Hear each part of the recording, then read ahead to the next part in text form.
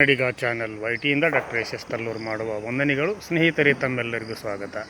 ನಾನಿವತ್ತು ಮಹಾರಾಷ್ಟ್ರದಲ್ಲಿ ನಡೆದಿರ್ತಕ್ಕಂಥ ಸತ್ಯವಾದ ಘಟನೆಯನ್ನು ಆಧರಿಸಿದ ಸಂಚಿಕೆಯನ್ನು ಈ ಒಂದು ಕನ್ನಡಿಗ ಚಾನಲ್ ವೈಟಿಯ ಮುಖಾಂತರ ನನ್ನ ಎಲ್ಲ ವೀಕ್ಷಕರಿಗೆ, ಕನ್ನಡಿಗ ಚಾನಲ್ ವೈಟಿಯ ಸಮಸ್ತ ವೀಕ್ಷಕರಿಗೆ ತಲುಪಿಸಲಿಕ್ಕೆ ನಾನು ಹೆಮ್ಮೆ ಪಡ್ತೀನಿ. ಯಾಕಂದರೆ ಇದು ನಿಜಕ್ಕೂ ಕೂಡ ನಡೆದಿರ್ತಕ್ಕಂಥದ್ದು ಹಾಗೂ ಈಗಲೂ ಕೂಡ ಆ ಜಿಲ್ಲಾಧಿಕಾರಿ ನಮ್ಮ ನಡುವೆ ಇರ್ತಕ್ಕಂಥ ಒಂದು ಘಟನೆ. ಯಾಕಂದರೆ ಈಗ ಕೆಲವು ದಿನಗಳ ಹಿಂದೆ, ಅಂದರೆ ಸುಮಾರು ಕೆಲವು ವರ್ಷಗಳ ಹಿಂದೆ ನಡೆದಿರ್ತಕ್ಕಂಥ ಈ ಘಟನೆ ಮಹಾರಾಷ್ಟ್ರದಲ್ಲಿ. ಅಂದರೆ ಆ ಘಟನೆಯ ಒಂದು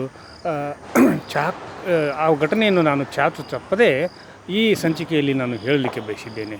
ಯಾಕಂದರೆ ಈ ಘಟನೆ ನನಗೂ ಕೂಡ ಗೊತ್ತಿರಲಿಲ್ಲ.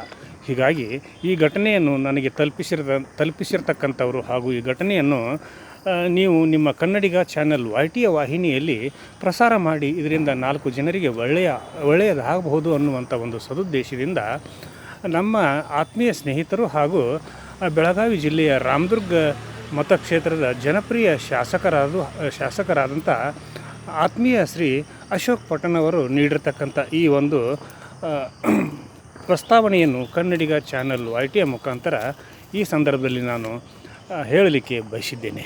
ಯಾಕಂದರೆ ನಮಗೆ ಗೊತ್ತಿರದೇ ಇರತಕ್ಕಂಥ ವಿಷಯಗಳನ್ನು, ಸಂಗತಿಗಳನ್ನು ಕೂಡ ನಮ್ಮ ಓದುಗರು ನಮಗೆ ನೀಡಬೇಕೆಂದು ಈ ಸಂದರ್ಭದಲ್ಲಿ ನಾನು ಅವರನ್ನು ಕೋರಿಕೊಡ್ತೇನೆ. ಯಾಕಂದರೆ ಈ ಘಟನೆ ನಡೆದು ಸುಮಾರು ವರ್ಷಗಳು, ಅಂದರೆ ಇತ್ತೀಚಲಾಗಿ ನಡೆದಿರ್ತಕ್ಕಂಥ ಘಟನೆ ಅಂತಲೇ ನಾನು ಭಾವಿಸ್ತೀನಿ. ಯಾಕಂದರೆ ಹೆಚ್ಚು ಕಡಿಮೆ ಆ ಜಿಲ್ಲಾಧಿಕಾರಿ ಈಗಲೂ ಕೂಡ ಆ ಒಂದು ರಾಜ್ಯದಲ್ಲಿ ಉನ್ನತ ಹುದ್ದೆಯಲ್ಲಿ ತನ್ನ ಸೇವೆಯನ್ನು ಕೂಡ ಸಲ್ಲಿಸ್ತಾ ಇದ್ದಾರೆ ಅನ್ನುವಂಥ ಮಾತುಗಳನ್ನು ಕೂಡ ಕೇಳಿದ್ದೇನೆ.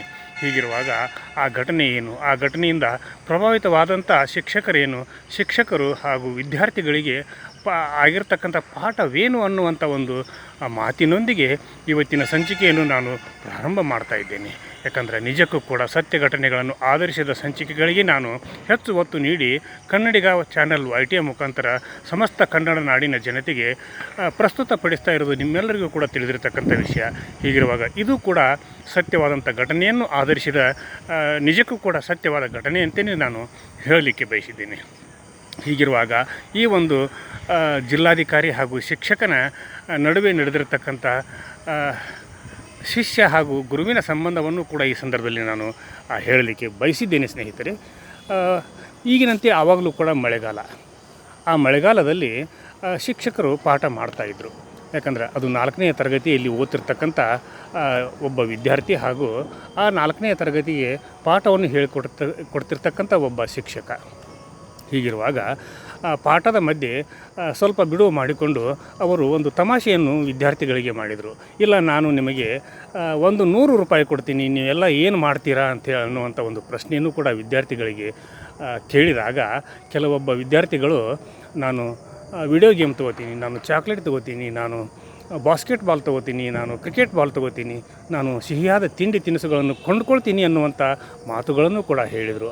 ಆದರೆ ಅದೇ ಒಂದು ತರಗತಿಯಲ್ಲಿ ಓದ್ತಿರ್ತಕ್ಕಂಥ ಒಬ್ಬ ವಿದ್ಯಾರ್ಥಿ ಪೆಚ್ಚು ಮೂರೆಯನ್ನು ಹಾಕಿಕೊಂಡು ಕುಳಿತಿದ್ದ.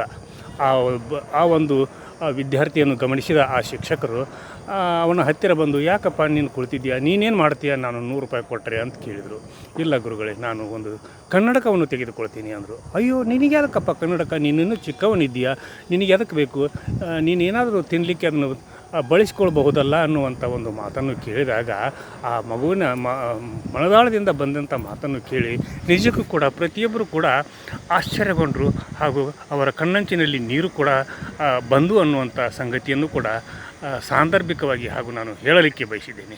ಹೀಗಿರುವಾಗ ಆ ವಿದ್ಯಾರ್ಥಿಗೆ, ಯಾಕೆ ನೀನು ನಾನು ಕೊಟ್ಟಂಥ 100 ರೂಪಾಯಿಂದ ಏನು ತೆಗೆದುಕೊಳ್ಳೋದಿಲ್ಲ, ಕನ್ನಡಕವನ್ನೇ ಯಾಕೆ ತೆಗೆದುಕೊಳ್ತೀಯ ಅನ್ನುವಂಥ ಮಾತನ್ನು ಪ್ರಶ್ನೆಯನ್ನು ಕೇಳಿದಾಗ ವಿದ್ಯಾರ್ಥಿ ಹೇಳಿದ, ಇಲ್ಲ ಗುರುಗಳೇ, ನನ್ನ ತಾಯಿಗೆ ದೃಷ್ಟಿ ದೋಷ ಇದೆ, ದೃಷ್ಟಿ ಸರಿಯಾಗಿ ಕಾಣೋದಿಲ್ಲ.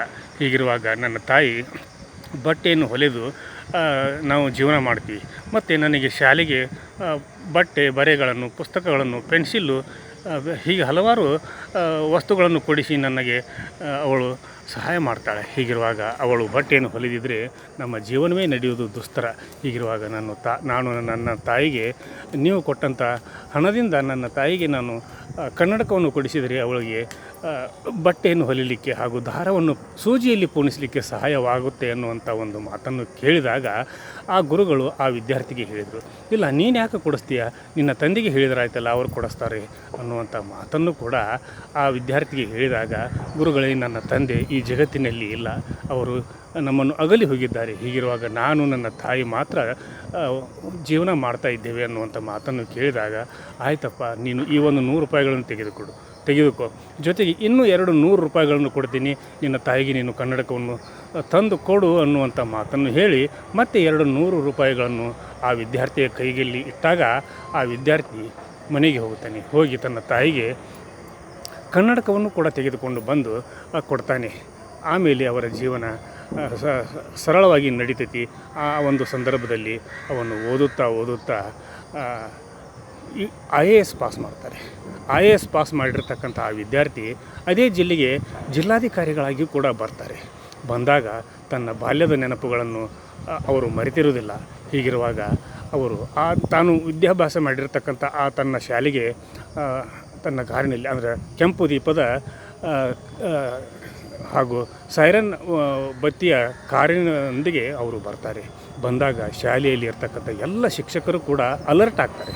ಹೀಗಿರುವಾಗ ಆ ಸಂದರ್ಭದಲ್ಲಿ ಆ ಶಾಲೆಯಲ್ಲಿ ಇನ್ನು ಕೇವಲ 3 ತಿಂಗಳು ಅಥವಾ 3 ತಿಂಗಳು ಇರ್ತಕ್ಕಂಥ ಸೇವಾವಧಿ ಇರ್ತಕ್ಕಂಥ ಆ ಶಿಕ್ಷಕರು ಕೂಡ ಆ ಮಕ್ಕಳಿಗೆ ಪಾಠ ಮಾಡ್ತಿರ್ತಾರೆ. ನೇರವಾಗಿ ಆ ಶಿಕ್ಷಕರಲ್ಲಿಗೆ ಅವರು ಬಂದು ಅವರ ಪಾದಗಳಿಗೆ ಆ ಜಿಲ್ಲಾಧಿಕಾರಿ ನಮಸ್ಕಾರ ಮಾಡುವಂಥ ಸಂದರ್ಭದಲ್ಲಿ ಅವರ ತೋಳುಗಳನ್ನು ಎತ್ತಿ ಹಿಡಿದು, ಯಾರು ನೀವು, ಎಲ್ಲಿಂದ ಏನು ನನ್ನಿಂದ ಆಗಬೇಕಾಗಿದೆ ಅನ್ನುವಂಥ ಮಾತನ್ನು ಕೇಳ್ತಾರೆ. ಇಲ್ಲ ಗುರುಗಳೇ, ನೀವು ನನಗೆ ಕೊಟ್ಟಂಥ 200 ರೂಪಾಯಿಯಿಂದ ನನ್ನ ತಾಯಿಗೆ ನಾನು ಒಂದು ಕನ್ನಡಕವನ್ನು ತೆಗೆದುಕೊಂಡು ಕೊಟ್ಟೆ. ಆ ಕನ್ನಡಕದ ಸಹಾಯದಿಂದ ನನ್ನ ತಾಯಿ ನನಗೆ ಓದಿಸಿದ್ಲು, ಸಾಕಷ್ಟು ನನ್ನನ್ನು ವಿದ್ಯಾವಂತನಾಗಿ ಮಾಡಿ ಈಗಿನ ನಾನು ಈ ಮಟ್ಟದಲ್ಲಿ ಆಗುವಂಥ ಮಟ್ಟಕ್ಕೆ ನನ್ನನ್ನು ನನ್ನ ತಾಯಿ ಓದಿಸಿ ಬೆಳೆಸಿದ್ಲು. ಆ ನಿಮ್ಮ ಋಣವನ್ನು ನನ್ನ ಜೀವಿತದ ಅವಧಿಯವರೆಗೂ ಕೂಡ ನಾನು ಮರೆಯಲಾರೆ ಅನ್ನುವಂಥ ಮಾತನ್ನು ಹೇಳಿದಾಗ ನಿಜಕ್ಕೂ ಕೂಡ ಆ ಶಿಕ್ಷಕರ ಕಣ್ಣುಗಳಲ್ಲಿ ಹಾಗೂ ಅಲ್ಲಿ ನೆರೆದಿರ್ತಕ್ಕಂಥ ಎಲ್ಲ ಶಿಕ್ಷಕರ ಕಣ್ಣುಗಳಲ್ಲಿ ನೀರೂರಿದವು.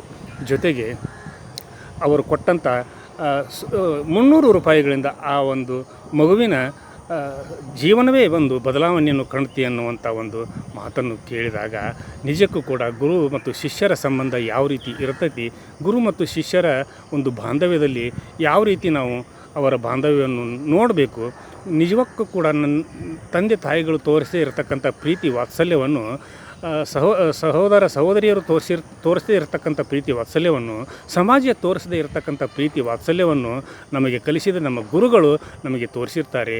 ಈ ಸಂದರ್ಭದಲ್ಲಿ ನಾನು ಕೂಡ ನನ್ನ ಶಾಲೆಯಲ್ಲಿ ನನಗೆ ವಿದ್ಯಾಭ್ಯಾಸ ಮಾಡುವಾಗ ಯರಗಟ್ಟಿಯ ಅನ್ನಗೇರಿ ಗುರುಗಳು ಹಾಗೂ ಸರೋಜ ಗದ್ದಿಗೌಡರ ಮೇಡಮ್ರವರನ್ನು ಕೂಡ ಈ ಸಂದರ್ಭದಲ್ಲಿ ನಾನು ಸ್ಮರಣೆ ಮಾಡಿಕೊಳ್ಳಲೇಬೇಕು. ಯಾಕಂದರೆ ನನಗೂ ಕೂಡ ಅವರು ಇದೇ ರೀತಿಯಾಗಿ ಸಹಾಯ ಮಾಡಿದ್ದಾರೆ. ಹೀಗಿರುವಾಗ ನಿಜಕ್ಕೂ ಕೂಡ ಗುರು ಬಾಂಧವ್ಯ ಹಾಗೂ ಗುರು ಶಿಷ್ಯರ ಬಾಂಧವ್ಯವನ್ನು ನಾವು ಎಂದೂ ಕೂಡ ಮರೀಲಿಕ್ಕೆ ಸಾಧ್ಯ ಇಲ್ಲ ಅನ್ನುವಂಥ ಒಂದು ಮಾತಿನೊಂದಿಗೆ ಇವತ್ತಿನ ಈ ಸಂಚಿಕೆಯನ್ನು ಮುಗಿಸಲಿಕ್ಕೆ ನಾನು ಬಯಸಿದ್ದೇನೆ. ಕನ್ನಡಿಗ ಚಾನಲ್ YT ಇದು ನಿಮ್ಮೆಲ್ಲರ ಚಾನಲ್ಲು, ಸಮಸ್ತ ಕನ್ನಡಿಗರ ಚಾನಲ್ಲು. ಕನ್ನಡಿಗ ಚಾನಲ್ YTಯಲ್ಲಿ ಬರ್ತಿರ್ತಕ್ಕಂಥ ಪ್ರತಿಯೊಂದು ಸಂಚಿಕೆಗಳು ಕೂಡ ಸತ್ಯವಾಗಿರ್ತವೆ ಅನ್ನೋದಕ್ಕೆ ಇದು ಕೂಡ ಒಂದು ಸಾಕ್ಷಿ ಅಂತೇಳಿ ನಾನು ಭಾವಿಸ್ತೀನಿ.